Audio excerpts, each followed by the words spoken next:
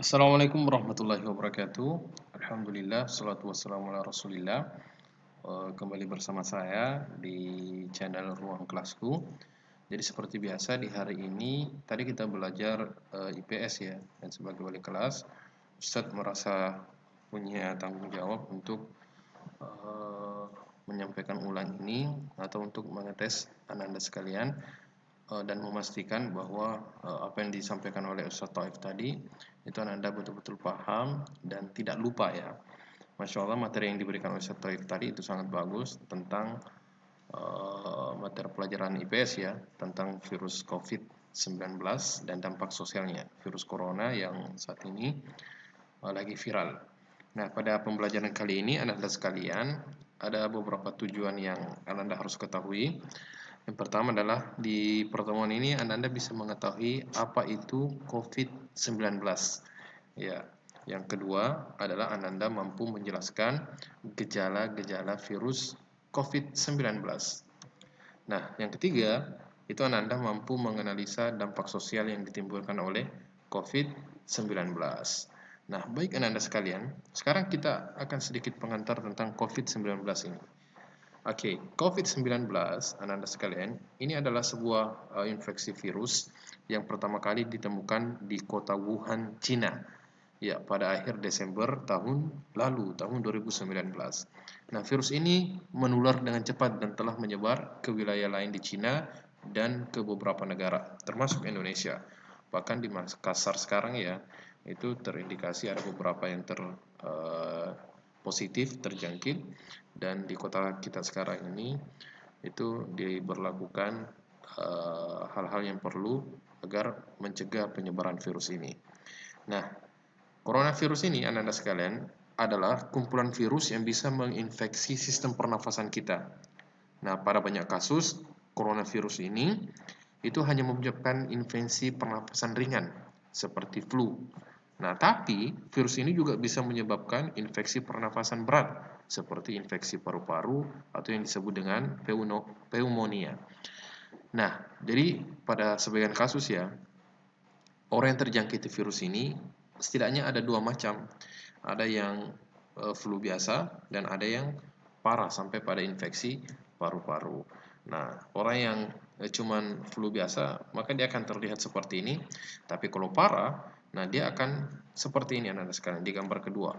Kena pneumonia atau infeksi paru-paru. Nah, di sini biasanya orang terkena infeksi paru-paru itu biasanya akan sulit bernafas dan nafasnya pendek ya dan cepat. Ya, kita berlindung kepada Allah Ta'ala dari penyakit yang seperti ini. Nah, anak-anak sekalian, Badan Kesehatan Dunia atau yang disingkat dengan WHO mengumumkan bahwa COVID-19 ini menjadi nama resmi dari virus corona yang berasal dari Wuhan, Cina. Nah, nama tersebut diberikan oleh Direktur Jenderal WHO, Tedros Adhanom Ghebreyesus di Jenewa, Swiss pada Selasa 11 Februari 2020. Ini sekitar bulan yang lalu, anak-anak sekalian.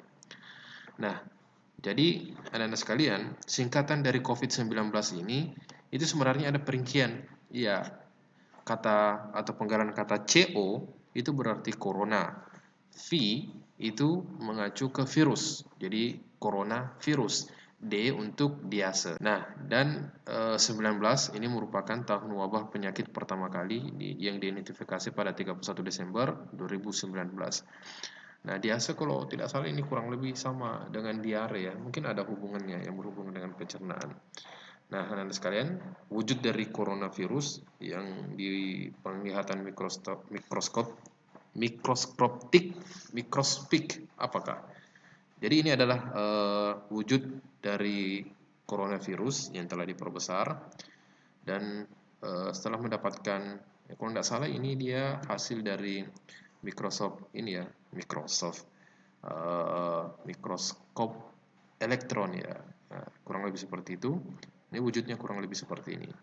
Dan ini aslinya begini ya, dia bergerak-gerak hinggap ke sel dan membuatnya mati sel tersebut. Dan biasanya dia masuk ke paru-paru atau menginfeksi paru-paru. Nah, anak-anak sekalian, perlu diketahui bahwa corona itu adalah makhluk ciptanya Allah Ta'ala. Jadi sebagaimana kita, manusia, hewan, tumbuhan, virus corona juga ini adalah Allah SWT yang ciptakan anda sekalian. Allah SWT berfirman dalam Al-Quran, A'udzu billahi minasyaitonir rajim. Alam ta'lam anna Allah ya'lamu ma fis samawati wal ard. Inna dzalika fi kitab. Inna dzalika 'ala Allahi yasir. Nah, apakah kamu tidak mengetahui bahwa sesungguhnya Allah mengetahui apa saja yang ada di langit dan ada di bumi? Bahwasanya yang demikian itu terdapat dalam sebuah kitab. Sesungguhnya yang demikian itu amat mudah bagi Allah. Nah, dari ayat ini Anda sekalian, bahwa penyebaran atau pandemik atau kasus menyebarnya corona sampai ke belahan dunia ini, itu sebenarnya Allah SWT tahu, ya kan? Allah SWT tahu bahwa ada virus yang menyebar. Nah, di ayat yang lain anak-anak sekalian, Allah Ta'ala berfirman, "Wa ma tasha'una illa ayyasha Allahu rabbul alamin." Dan kamu tidak dapat menghendaki kecuali apabila dikehendaki oleh Allah, Rabb semesta alam. Jadi anak-anak sekalian, segala perbuatan kita, ya kan, kita melakukan kebaikan, tidak melakukan kebaikan, itu semuanya terjadi karena kehendak Allah. Sebagaimana virus corona ini anak sekalian, dia menjangkiti seseorang, dia menyebar kemana-mana, itu atas kehendaknya Allah Subhanahu Wa Taala. Seseorang yang terpapar virus corona bisa saja dia tidak merasakan apa-apa atau tidak sakit, atau dia cuma tidak parah sakitnya. Misalnya dia terpapar corona tapi cuma flu biasa, bisa jadi jika Allah Subhanahu Wa Taala berkehendak. Jadi tidak perlu takut dengan corona ini Anda sekalian. Dia adalah makhluk ciptaan Allah juga. Akan tetapi kita mesti waspada Anda sekalian. Di ayat yang lain Allah Ta'ala berfirman, Wallahu khalaqakum wa ma ta'malun.